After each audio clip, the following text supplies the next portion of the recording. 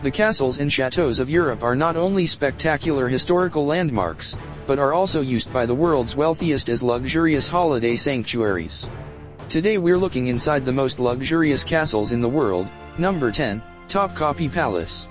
Ottoman Imperial Palace. It served as the main residence and administrative headquarters of the Ottoman Sultans. Topkapi Palace and harem are likely to have more colorful stories than most of the world's museums put together. Libidinous sultans, ambitious courtiers, beautiful concubines, and scheming eunuchs lived and worked here between the 15th and 19th centuries when it was the court of the Ottoman Empire. A visit to the palace's opulent pavilions, jewel-filled treasury, and sprawling harem gives a fascinating glimpse into their lives. It has many exhibition halls, treasury section, and harem.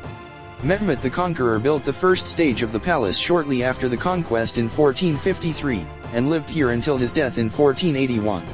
Subsequent sultans lived in this rarefied environment until the 19th century, when they moved to the ostentatious European-style palaces they built on the shores of the Bosphorus. Before you enter the palace's imperial gate, take a look at the ornate structure in the cobbled square just outside. This is the Rococo-style fountain of Sultan Ahmet III, built in 1728 by the Sultan who so favored tulips. The main ticket office is in the first court, just before the gate to the second court. Number 9, Stirling Castle. Stirling Castle was the key to the Kingdom of Scotland, dominating a vast volcanic rock above the River Forth at the meeting point between lowlands and highlands. Its origins are ancient, and over the centuries it grew into a great royal residence and a powerful stronghold.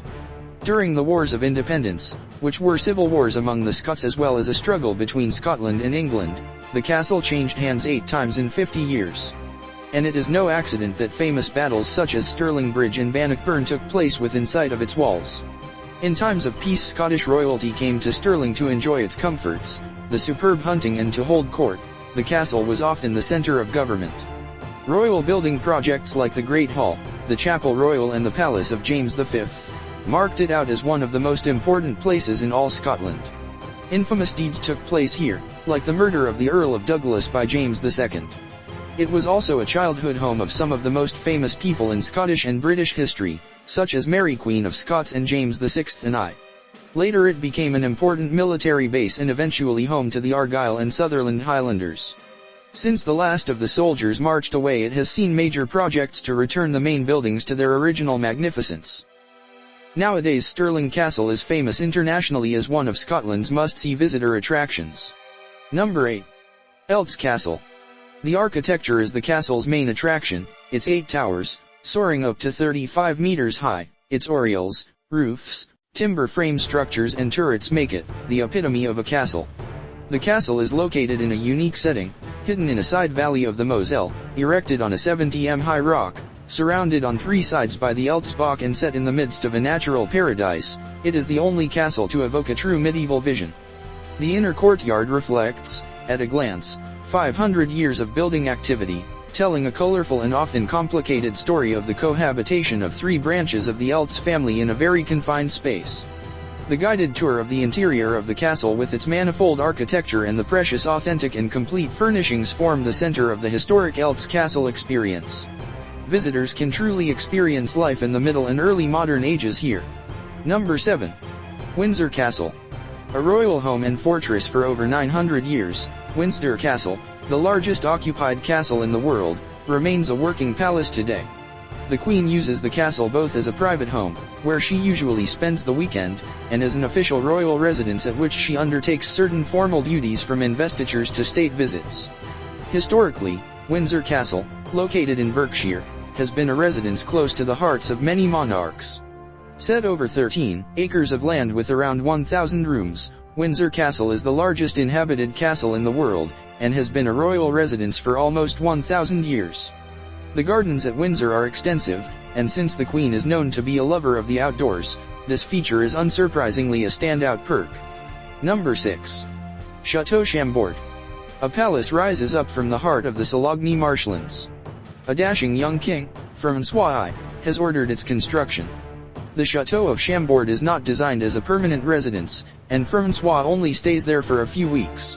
It is a remarkable architectural achievement that the king is proud to show to sovereigns and ambassadors as a symbol of his power engraved in stone.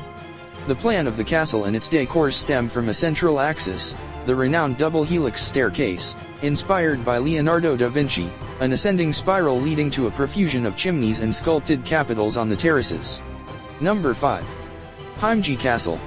Hamji-jo is the finest surviving example of early 17th century Japanese castle architecture. It is located in Hamji City, in the Hyogo Prefecture, an area that has been an important transportation hub in West Japan since ancient times. The castle property, situated on a hill summit in the central part of the Harima Plain, covers 107 hectares and comprises 82 buildings. It is center on the Tenshogun, a complex made up of the dungeon, keeps and connecting structures that are part of a highly developed system of defense and ingenious protection devices dating from the beginning of the Shogun period. The castle functioned continuously as the center of a feudal domain. Number 4. Edinburgh Castle. Edinburgh Castle is one of the oldest fortified places in Europe. With a long rich history as a royal residence, military garrison, prison, and fortress, it is alive with many exciting tales. When you climb Castle Hill, you will walk in the footsteps of soldiers, kings, and queens, and even the odd pirate or two. Set upon its mighty rock, Edinburgh Castle's strategic advantage is clear. Seeing the site's military potential, Iron Age people built a hill fort on the rock. Early medieval poetry tells of a war band that feasted here for a year before riding to their deaths in battle.